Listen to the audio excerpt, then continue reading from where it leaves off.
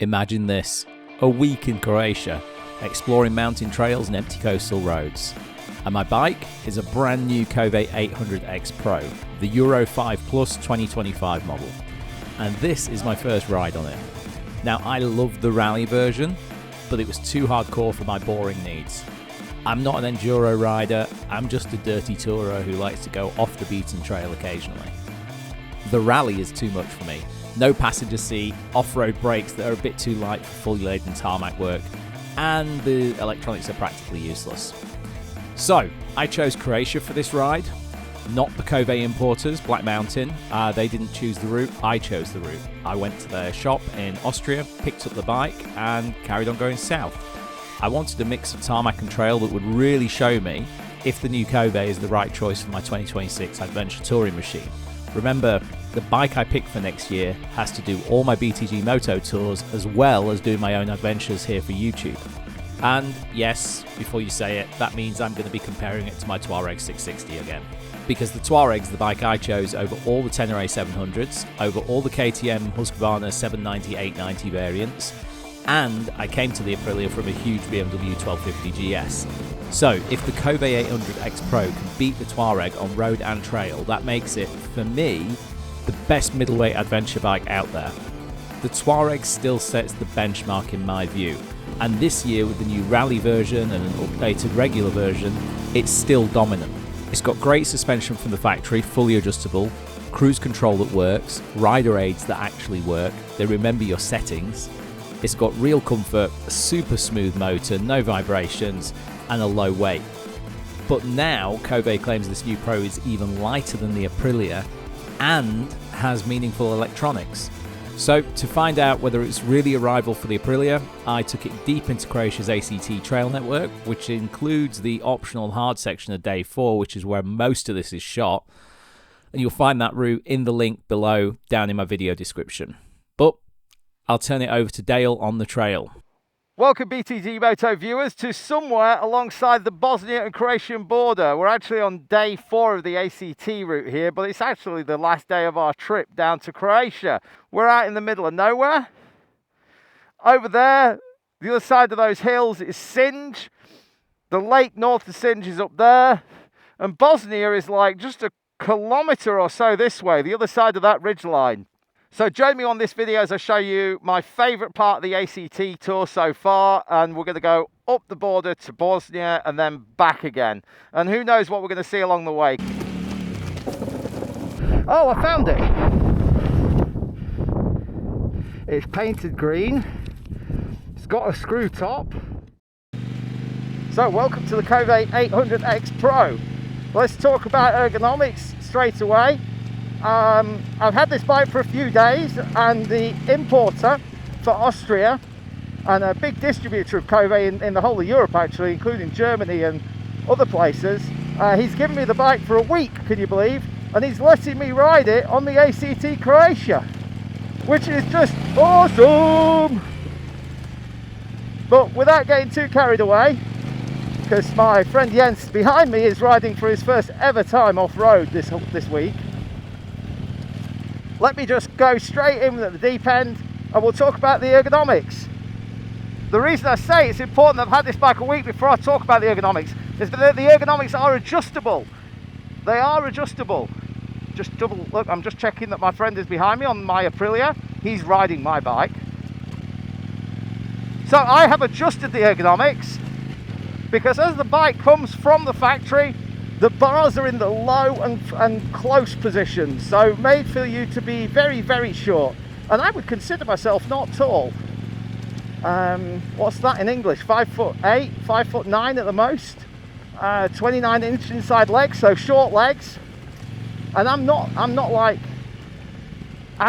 tall, is what I'm saying. So when I say this, I have 180 degree the handlebar clamps.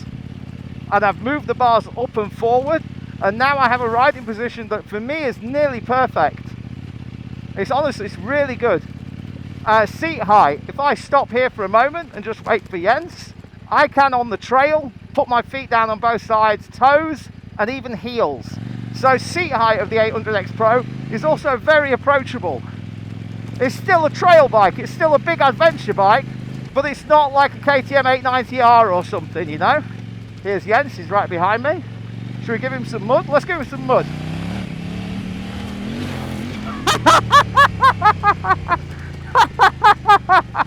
Yeah, that was childish, I know.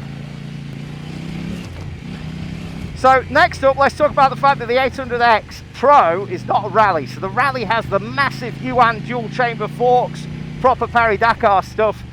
This has only got KYBs, but they're still one step up from the KYBs you'll find on the Tenere and the Aprilia Tuareg. These are fully adjustable, rebound at the top, compression at the bottom on each leg. This is important, but watch. You're gonna just hit stuff, no problem. They're meaty forks, and they work great on the tarmac as well, which is quite surprising. Again, this bike is full of surprises. To digress slightly for a moment, I feel a lot of the Chinese manufacturers at the moment are doing derivative things. You know, it's not even derivative. They're just plain up copying for cheaper. But Kove, this 800X Pro and the 800 Rally, they're trying to steal KTM's lunch, they're trying to steal BMW's lunch, and they're doing it by innovating within the market. Now, no single part of this bike is particularly new, but unlike the Vogue GS900, which is just a copied F900 GS and done cheaper, this bike has serious off-road chops that you could easily compare with any KTM or the Aprilia Tuareg or the Yamaha Tenere. But it's doing a bit of innovation in the price point and the quality, because you're getting fully adjustable KYB suspension front and back, whereas the Tuareg gets the compression on one leg and the rebound adjuster on the other leg, and it's a tiny bit cheaper. This road, I'm just reading the map here. I've got my Garmin out, I've got the red line is the ACT course, and the 800X is like filling a gap in the market that doesn't currently exist. It's not copying something that already exists, it's filling a gap that doesn't exist. So we've got a 95 horsepower, fully adjustable, nearly 30 centimeters of suspension travel. I'll put the numbers up here. Nearly 30 centimeters of ground clearance. And all of that in a road legal EU5 Plus motorbike that you can buy for like 10,000 euros new. The list price of the Aprilia, by the way, is like nearly 12. The Tenere is nearly 12. And yet here's the Pro. Now, if you're going to go out and buy a big adventure bike and then try and take it through off-road stuff like this, you know, you've got the same screw loose as me, so congratulations to you on that. But also, you know, you're probably not going to be too worried about the downsides of the Kove, because here's the downsides. This model, the 2025 model, not the one coming in a month or two, this one that I'm riding right now, does not have cruise control, does not have switchable traction control on the fly. It's just a basic bike. So it's got ABS, which you can turn on and off. It's got traction control, which you can turn on and off.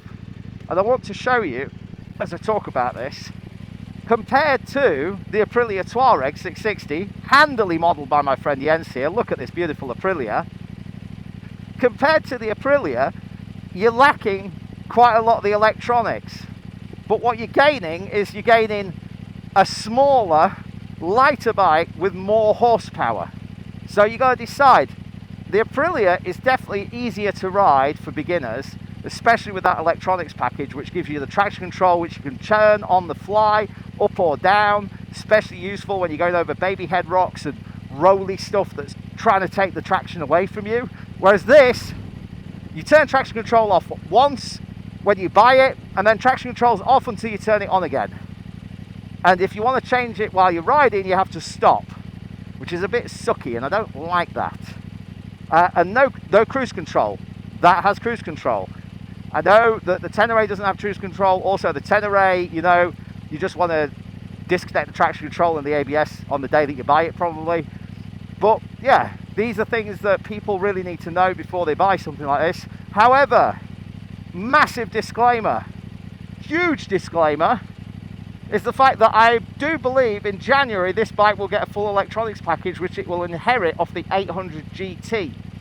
That is a Chinese only model at the moment, and that's a touring bike version of this with a 19-inch front wheel and shorter suspension, more road bias. So when this gets the electronics to match that, and it costs roughly 10,000 euros, then that is going to be a very spicy meatball that Yamaha and Honda are going to be really upset about. So I would say, if you remember, on the first day we came through this was all wet mud. And now that bit's nearly dry. Most of the puddles have dried out. Are you happy going a bit deeper and see how it goes? Okay, then let's go up to Bosnia. Well, not to Bosnia, because we'll get told off. We're allowed to go close to Bosnia. Oh, I've got wet pants. Shut that visor to try and keep the noise of the wind down a little bit.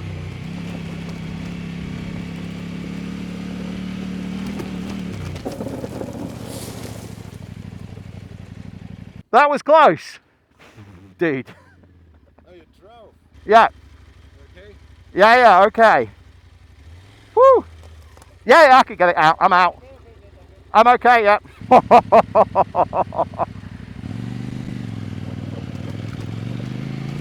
So we went into the bushes. Oh, always fun to have stuff like that on camera, eh? As I said, over the last week I've been riding this bike. I've learnt a lot about it now. And I've had the time and the freedom, which is awesome, to mess with it. Like, I've changed the bar position, moved it forwards and up a little bit. I've changed the suspension settings. I've changed a lot. Like the rebound and compression I've completely redone because it was set to road settings, and on road mode it was really good.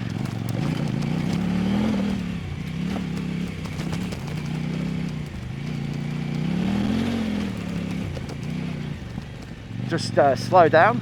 Yeah, I'm just going to stop here because that was a tricky section. So just going to hopefully wait to see Jens come over the hill. I've got a bad feeling. I can hear him. I can hear the engine trugging along. So as I was saying, on the road, if you're just going to buy this bike to ride it on the road, then, you know, don't worry about that, because the suspension, you can tighten up the compression and the rebound particularly, tighten that right up, and she becomes a really cool, really cool road bike.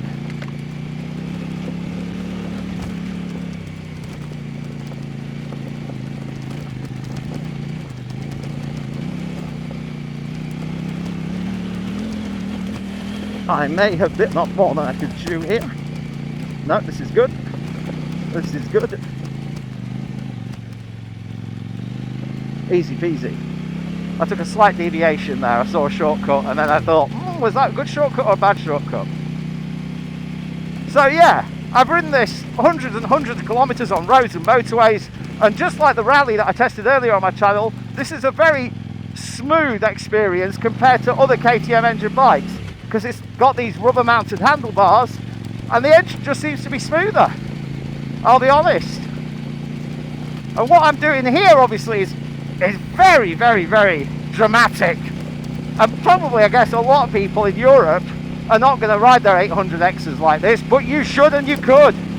That's my point. You can and you can and you could and you should. Woo! Stand up a bit. So now I've got the ergos working, I can stand up and still use the levers, get some traction, hang out over the back, look. All good.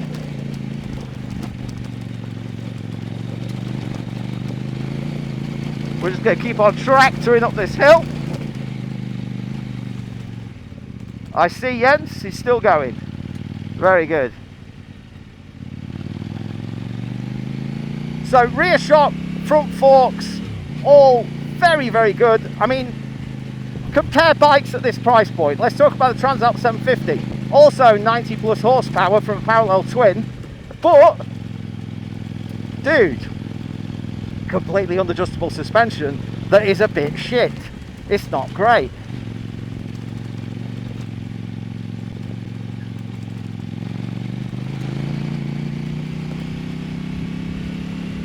You know, the suspension isn't great on a lot of these models, and comparing this suspension to the Tenere is also the Kove wins. Comparing this suspension for me personally to the Tuareg, this is actually better. I can hit some really rough stuff really fast off-road, and on-road it has the adjustability. Like I said, I can push that rebound damping and compression damping back in and firm it all up wonderfully. I'm just going a bit slow here. Gonna put my intercom on, I think. So I just turned my intercom on, Jens, to say that the, if you can hear me, the left-hand side of that corner was much easier. I see him, he's doing well. We're just slowing down so he can see me, because I'm trying to show him the line. We're riding on the intercom, but obviously I'm recording this video, so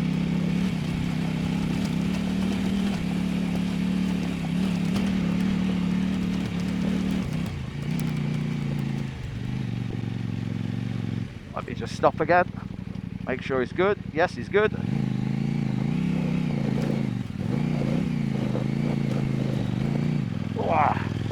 I am on stock tyres, remember. If you're wondering why I'm wheel spinning and struggling so much on what looks like a relatively easy course, I am on the stock STRs. I have put the Tuaregs on some much better rubber for this, but the Tuareg is Jens's steed for this week, and I'm riding the press bike. Woo. And we're back on some easy stuff. Nice. Good. So we've ascertained that ergonomically she is a small, light bike that is easy to get on and off. The side stand is too tall. That can be fixed. The side stand is way too tall, especially for a bike that you're going to park off-road in the wind. It always wants to fall off its side stand.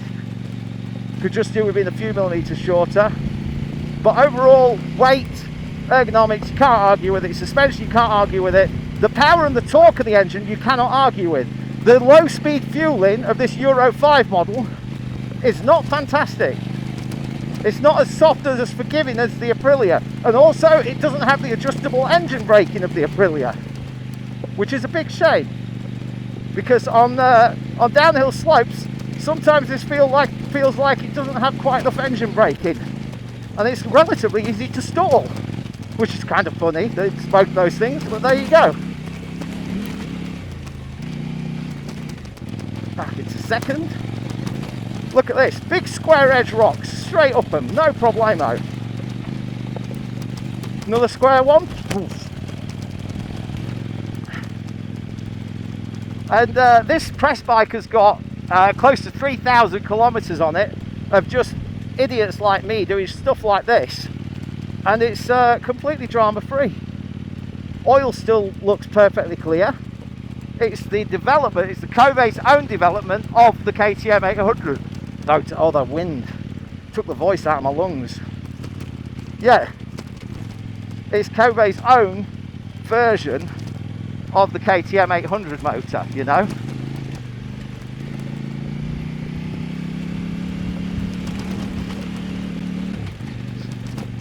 So Kove claim that they've completely redesigned the top end of this bike now.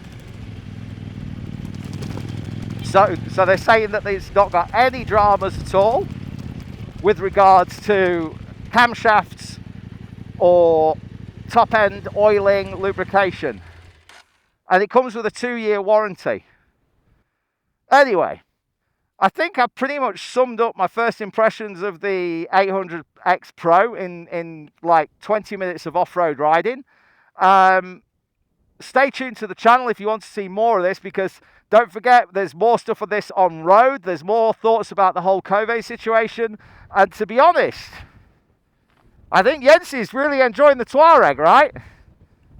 And I'm really enjoying this, and maybe Jensi needs a Tuareg, so maybe I can cut him a hot deal on a lightly used Tuareg. I mean, it's been crashed a few times this week, but, you know, it's fine. It's a Tuareg. So maybe we can maybe we can cut a deal and maybe I should get one of these. Let me know what you think of the idea of me riding one of these on the channel for the next season. Let me know in the comments. And otherwise, if you've not hit like and subscribe, do it now. Otherwise, the algorithm will never show you my channel again and you'll miss out on everything that's going to happen. And I wouldn't want that to happen to you. So, catch you later.